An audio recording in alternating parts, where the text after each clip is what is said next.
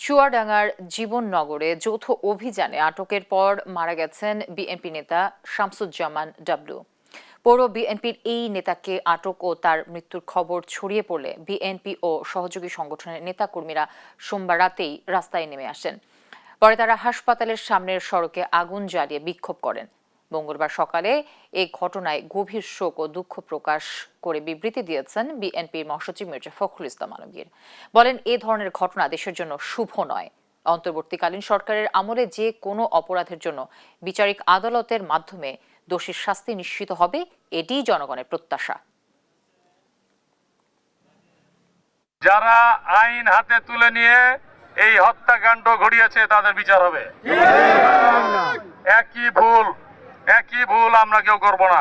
আমরা সর্বোচ্চ ধরনের আইনি প্রটেকশন যে বিচার ব্যবস্থা যেটা রয়েছে দেশের, আমরা সেই কার্যক্রমগুলো পরিচালনা করব। ওনার মৃত্যুটা যদি হত্যাকাণ্ড হয় তাহলে কঠোর এবং কঠিন বিচার হবে।